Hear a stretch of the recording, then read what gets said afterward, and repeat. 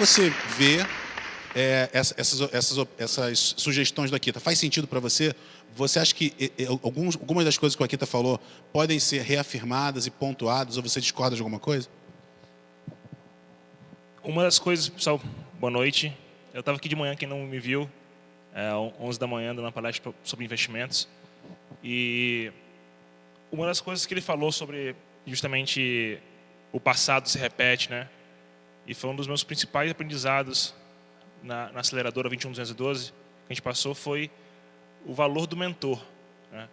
É algo que é uma dica que eu passo para todo mundo hoje.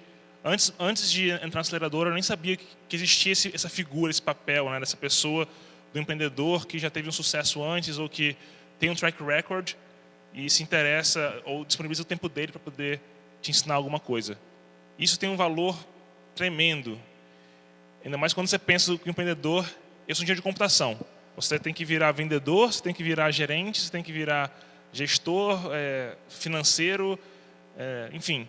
Você assume milhares de posições no seu negócio que você tem que entender, e nada melhor do que ouvir quem já passou por aquilo para poder tomar decisões coerentes que não estão na sua experiência, né?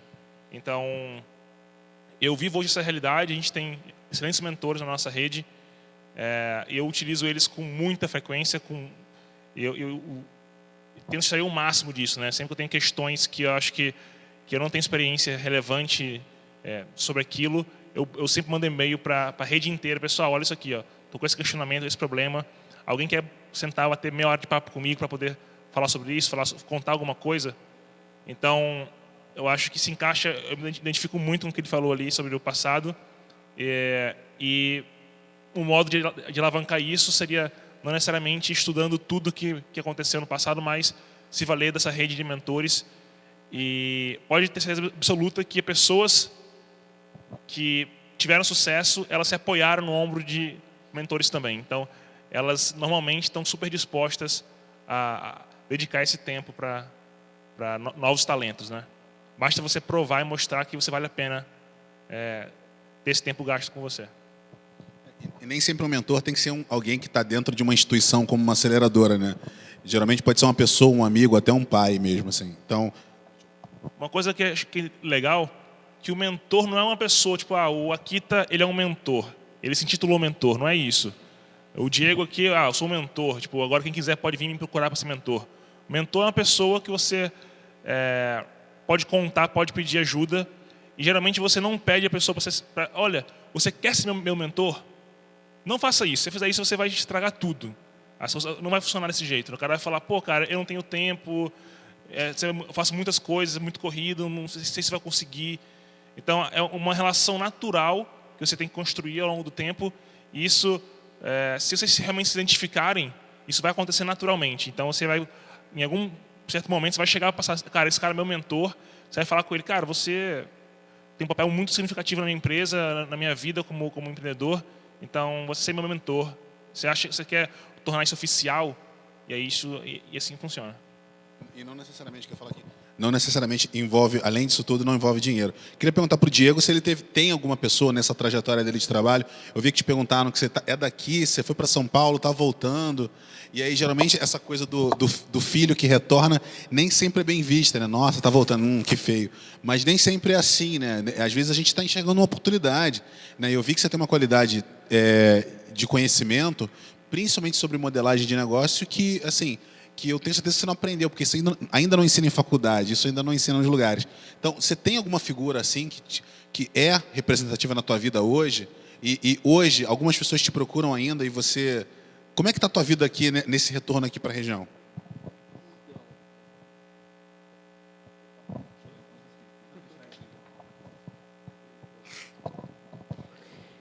Então, acho que isso de mentor é como o Diego falou, né? Também é uma coisa natural, assim, né?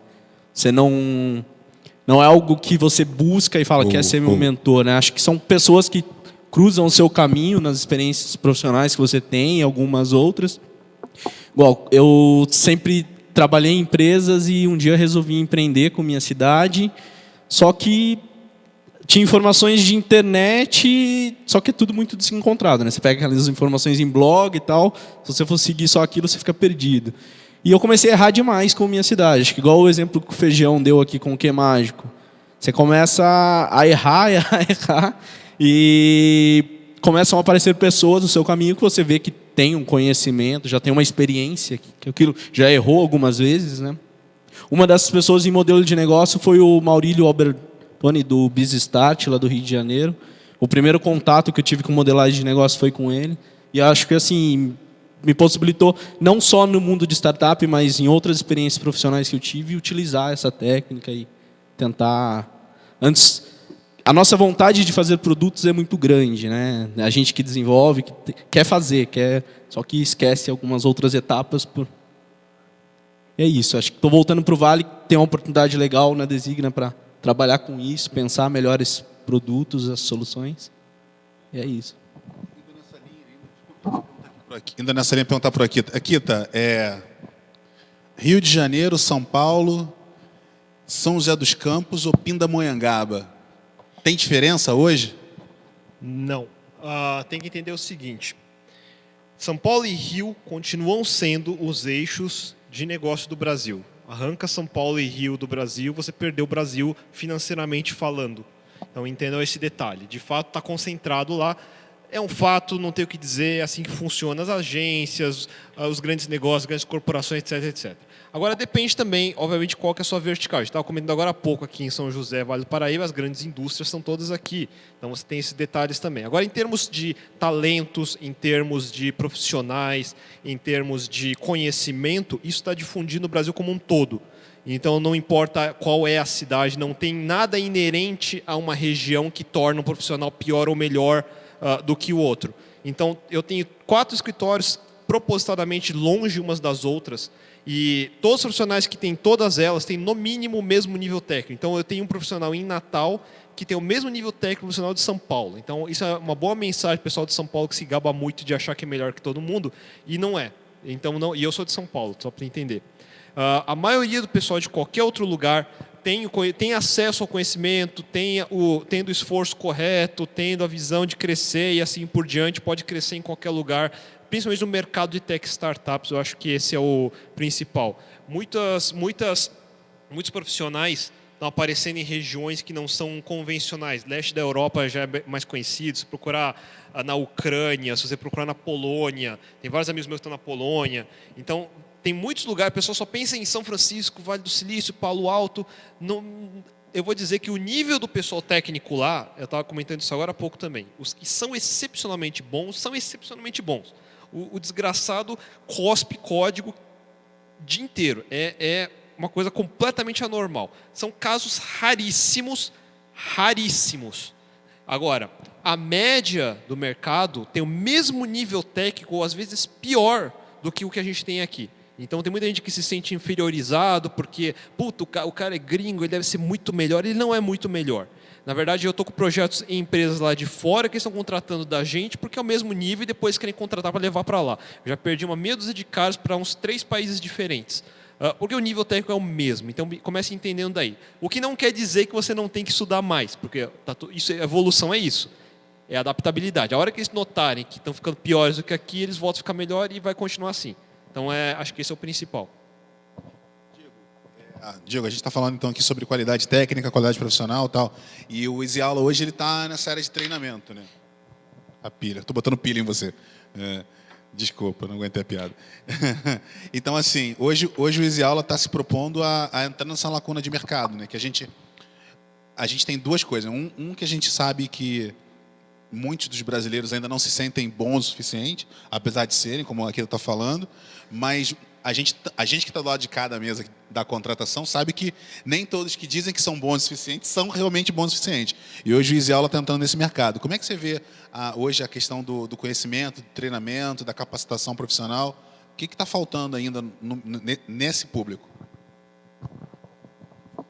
Bem, eu acho que, em primeiro lugar, a nossa proposta inicial do Easy Aula, né, é oferecer um conhecimento que você não aprende na escola, aproximar muito mais a pessoa ao conhecimento prático do mercado, e é por isso que a gente escolhe experts das suas áreas para oferecer essas aulas, né? Então, eu acho que a gente vê mesmo até em empreendedorismo, em tecnologia, a gente vê muitos treinamentos rolando que não estão na faculdade, na academia, mas que não tem ainda o nível bom de fato, né? Eu acho que isso não é só no Brasil que acontece. Eu acho que eu percebo claramente pela venda do Easy Aula, né? Como é que a gente vende nossos cursos. A gente fala sempre que a gente tem que ter um gancho muito forte para fazer a venda, porque você vender curso não é fácil, é muito difícil, justamente porque tem muita coisa por aí que é ruim. As pessoas, elas olham, elas não sabem diferenciar uma coisa da outra, o que é uma coisa boa e o que é uma coisa ruim. Então, a gente escolhe nossos cursos a dedo para poder, sabendo, cara, qual é o gancho desse curso, qual é o diferencial desse curso, por que esse expert, por que esse tema que ele está abordando é relevante para as pessoas, é diferente do que está sendo por aí ofertado, né?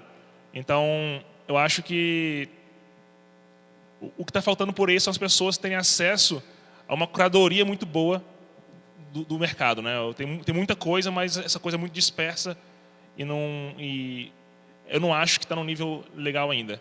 A gente fala muito de educação online ainda, né? Tipo, é uma discussão muito grande. A gente fala, por exemplo, do Coursera da vida, que tem 100 mil inscritos numa aula e acabam se formando, concluindo o curso, 10 mil pessoas só. Bem, o argumento que eles usam de 10 mil pessoas acabando o curso é fantástico, porque, de fato, para eles conseguirem atingir 10 mil pessoas concluindo um curso em um semestre, demoraria um século, se fosse aulas presenciais, né? Isso é perfeito. Mas, ainda assim, mostra o quanto que ainda a gente tem a desenvolver se você pensar de 100 mil cair para 10 mil, né? Tipo, tem 90 mil pessoas não conseguindo ser engajadas pelo modelo que está sendo colocado. Então, eu acredito muito que o modelo de ensino como um todo ainda vai sofrer uma revolução muito grande nos próximos anos, com todo esse aprendizado que está acontecendo agora com a educação online, e tanto de acessibilidade, de tornar isso acessível, né, para as pessoas que não têm acesso a grandes profissionais em pequenos lugares, né, profissionais que estão nos grandes centros, quanto ensina a metodologia, né? Tipo, como é ensinado, como é passado e quem está ensinando, né? Da maneira passando essa conexão do mercado e não só a teoria. Akita, tem uma teoria antiga que fala que não existe carne ruim, existe mau cozinheiro. Existe programador ruim ou o cara é mal aproveitado?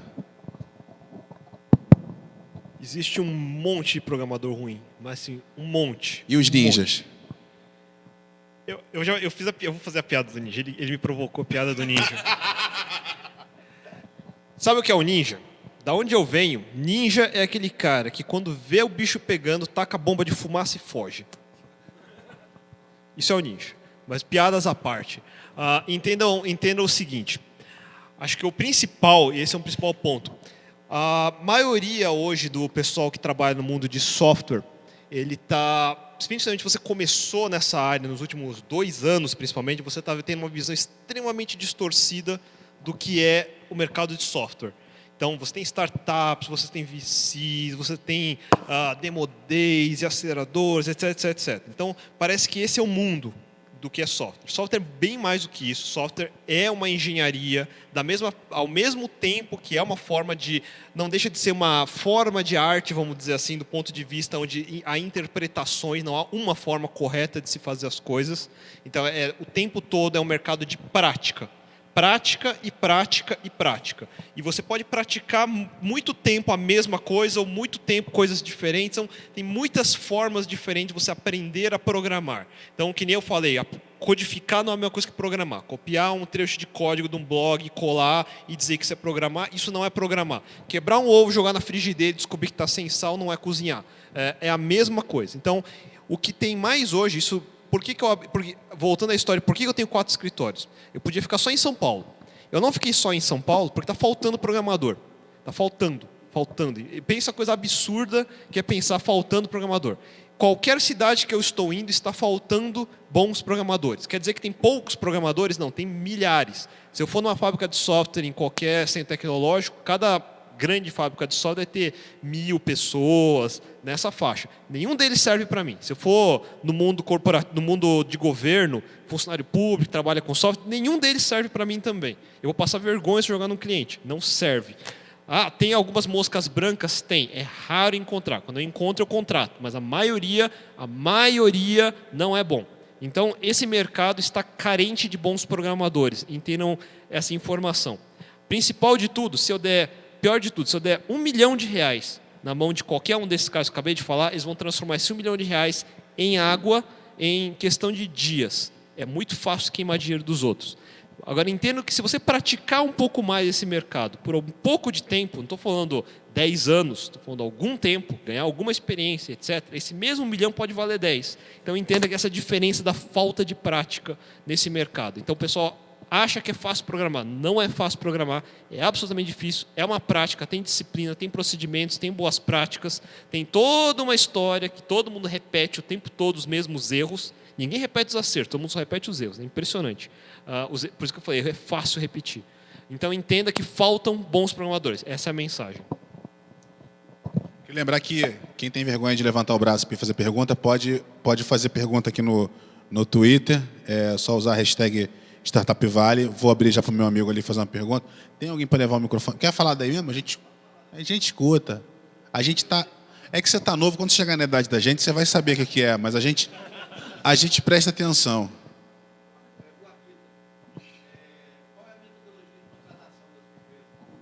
Metodologia de contratação não existe. Vou explicar. Eu faço testes, tem os testes que são básicos, qualquer programador que sabe ler e escrever deveria saber resolver. A parte chocante é que tem gente que não consegue. Então, oi? Teste? Tenho 2, um para back-end e um para front-end. O de front-end é uma coisa simples.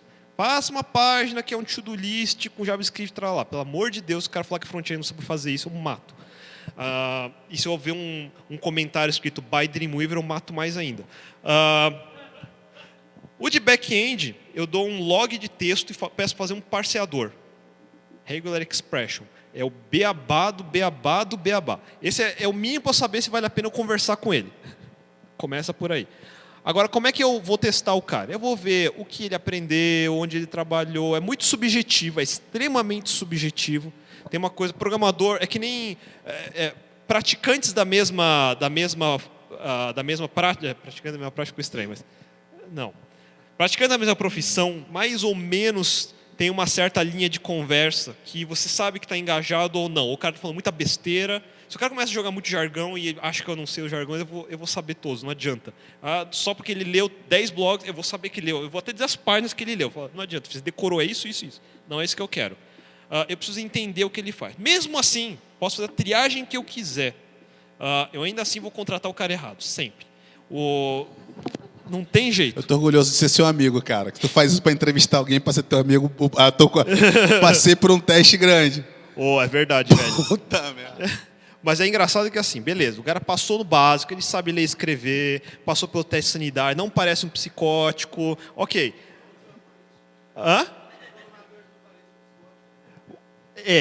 Então. Então, é minimamente normal, vamos dizer assim. Ufa. O teste de verdade com o programador são os primeiros 1 a no máximo 3 meses. No máximo 3 meses. Felizmente, alguém teve bom senso no mundo CLT de colocar 3 meses de experiência. Esses 3 meses valem a pena. Eu tenho que tomar muito cuidado, porque passou dos 3 meses eu tenho que efetivar o desgraçado. Então, se ele não é bom, em 3 meses, depois de eu dizer para ele, você errou, não melhorou, você errou, não melhorou, você errou, não melhorou, sinto muito, você não vai melhorar daqui para frente. Eu vou ter que trocar. Então, é um processo o tempo todo de trocar pessoas. Não tem jeito. Não adianta falar, temos que... Aí vem aquele esquema paternalista, não, vamos fazer um bom ambiente, etc, etc. Não, pera. Não é com isso que ele vai melhorar.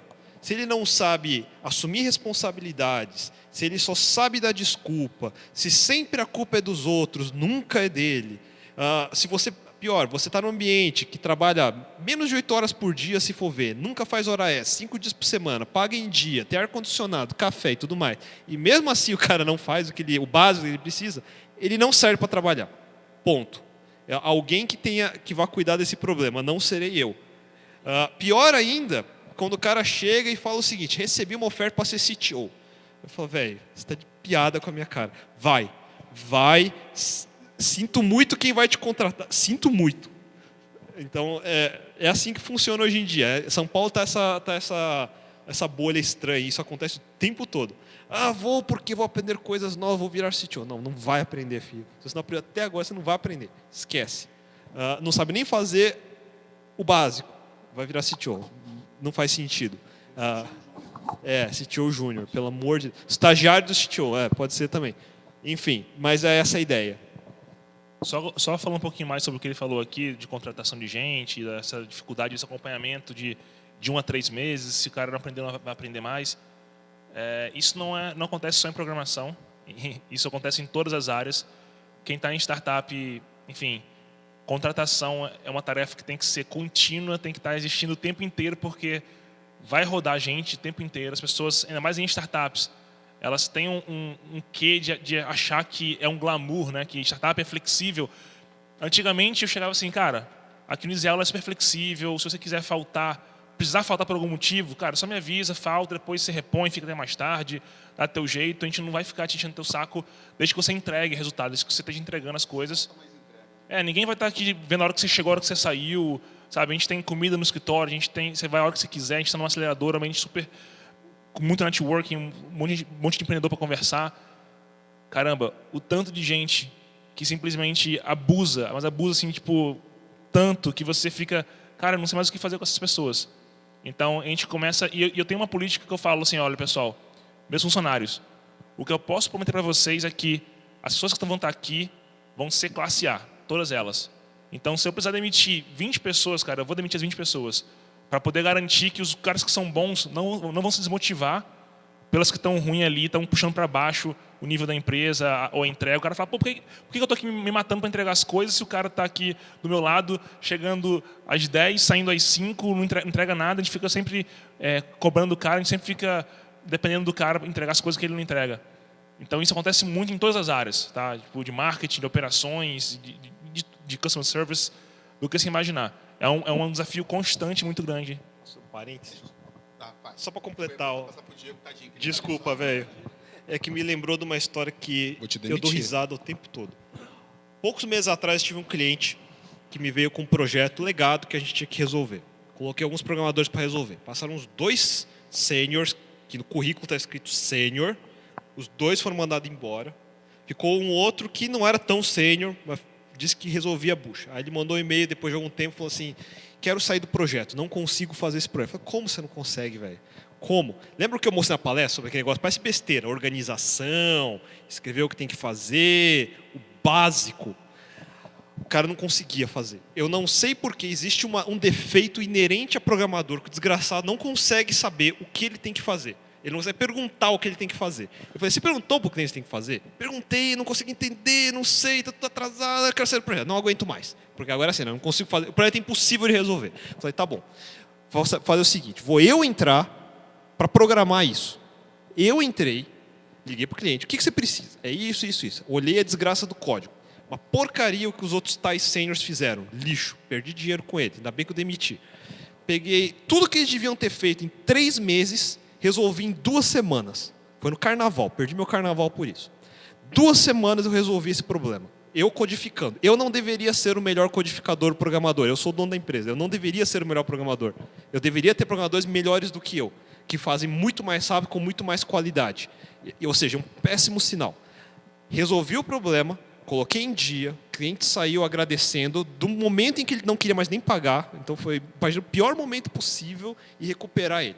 Isso é onde você mostra se você sabe fazer o que você sabe fazer. Depois disso, que tudo voltou ao normal, estabilizou, o desgraçado me veio pedir aumento. Me veio pedir aumento, porque uma outra startup ofereceu mais para ele. Eu falei, vai, eu não vou, nem ferrando, vai para o outro. Passou já, sei lá, uns 4, 5 meses. Ouvi dizer que quer voltar. Resumido. Deixa eu fazer... Todo mundo que vai e volta ganhando no máximo a mesma coisa que saiu. Eu tô várias lembranças. Tá, deixa eu só ler aqui que minha bateria está acabando, mas antes que acho que a gente vai mandar a pergunta. A pergunta do Javier Tomás, que pergunta: em que momento as startups deixam de pensar em desenvolvimento e começam a pensar em escalabilidade? E do Cláudio Santos: quanto vale mais a ideia ou o profile do idealizador? Aí eu vou começar com essa pro Diego lá. Quanto que vale mais, a ideia ou o profile do idealizador? E vou deixar aqui para qualquer um dos dois, quando a startup começa a pensar mais aí em escalabilidade. Bom, uma ideia sem execução não vale nada também, né? Então, e depende, o profile do idealizador, do cara que tem a ideia, depende da capacidade dele de desenvolver, né? O cara pode ter uma experiência fantástica, mas se ele não conseguir tirar essa ideia do papel, criar meios para aquilo se tornar algo real e consumível, né? Não é bem subjetivo isso, né?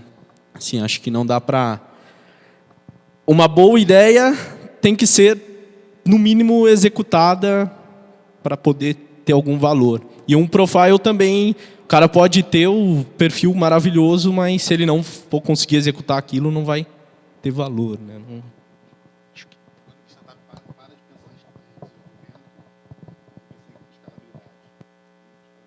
Eu acho que ela nunca para de pensar em desenvolvimento, né? Acho que essa é a resposta. Inclusive, a escalabilidade está totalmente relacionada ao desenvolvimento, não é só infra, são as duas coisas juntas. Mas, especialmente, esse momento, ele vai saber o que está acontecendo, se ele estiver acompanhando as métricas, né? Que é algo que eu falei aqui no começo, na minha palestra, que você ter acompanhamento de crescimento, né, da sua startup em todos os níveis, né? Tipo, desde de acessos a faturamento, a usuário cadastrado. Então, eu acho que na hora que você sabe que você atingiu uma maturidade do seu modelo de negócios, da sua operação, que agora você consegue repetir aquilo e de fato aquilo vai crescer, se você continuar fazendo aquela coisa de maneira mais intensa ou colocando mais dinheiro naquilo, é a hora que você vai saber que você vai ter que se preocupar um pouco mais com isso. Mas eu acho que não é separado a escalabilidade do desenvolvimento, não.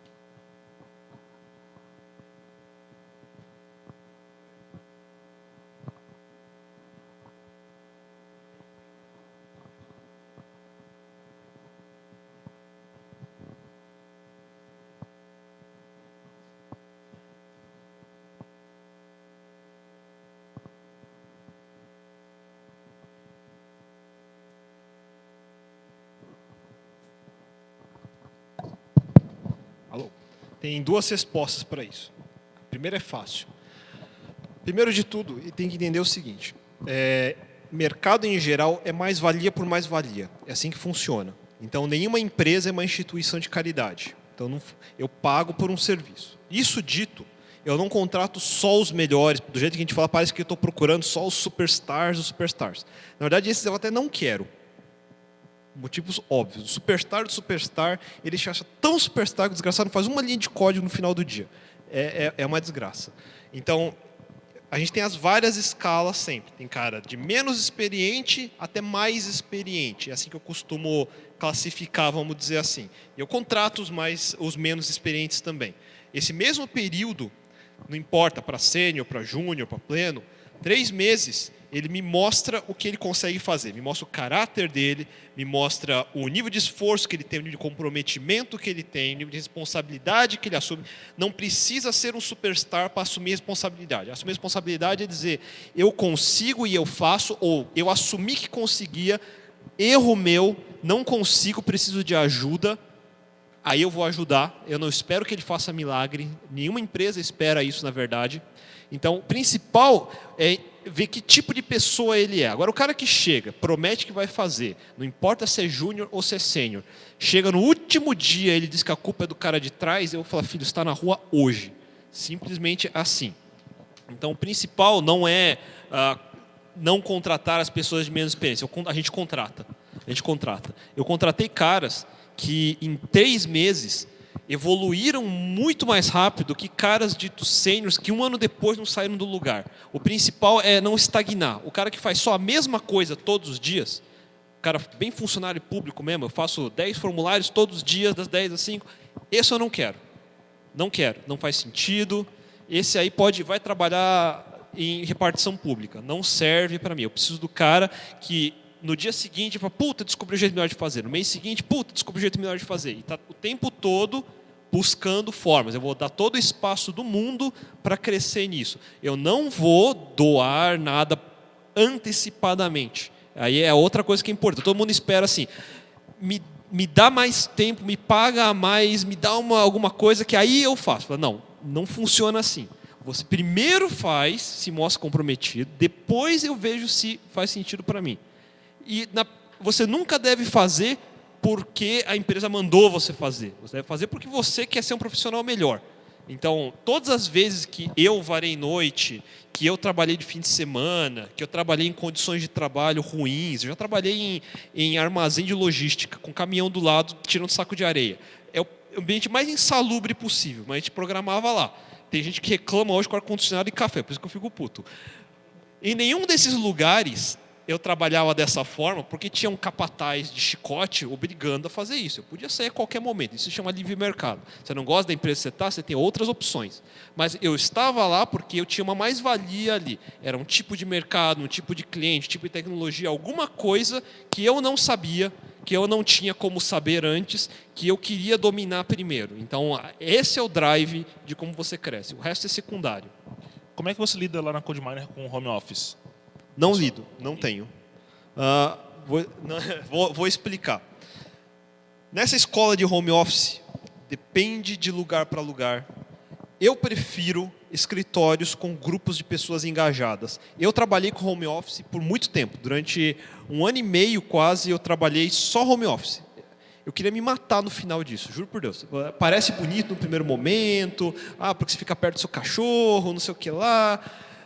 Nada substitui estar dentro de uma estrutura com outras pessoas ao redor, te dando algum tipo de apoio, que você possa perguntar, que você tenha interação.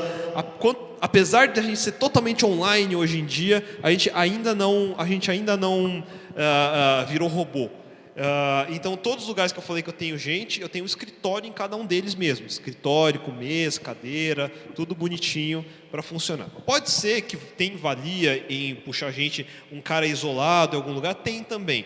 Mas é inerente, o compromisso é menor, que o comprometimento vai ser menor, ele vai evoluir com mais dificuldade, ele não sabe o que está acontecendo na empresa, porque ele está completamente isolado. Por mais que eu traga ele periodicamente, não é a mesma coisa. Então, ele tende a ser um profissional que vai se tornar cada vez mais isolado.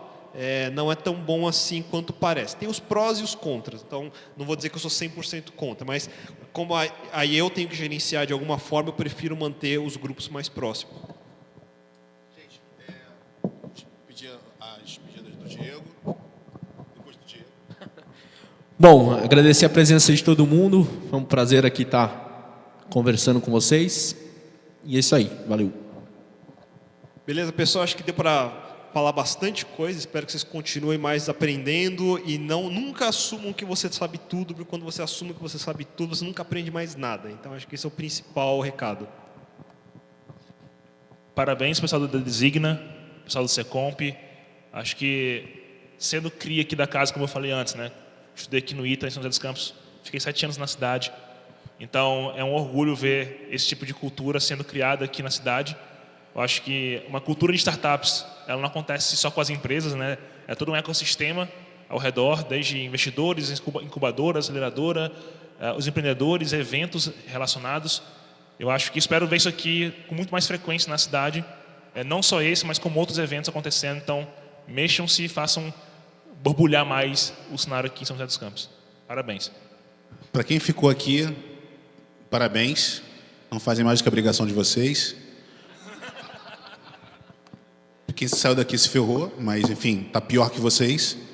Daqui a uma semana vocês vão esquecer tudo que a gente falou aqui, então apliquem no café da manhã, apliquem no almoço, apliquem no jantar. E mais importante de tudo que a gente falou aqui não é verdade.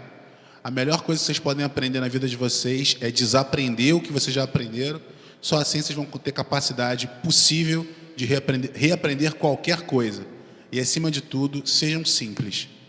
Quanto mais possível você for ou desenvolver coisas simples, mais incríveis as coisas vão ser. Então, sejam simples, ser simples para ser incrível sempre. Estou gaguejando, falando merda. Então, sejam simples para ser incrível sempre. Obrigado, boa noite a todo mundo. Vou mexer a cara que a gente não é de ferro. Obrigado, gente.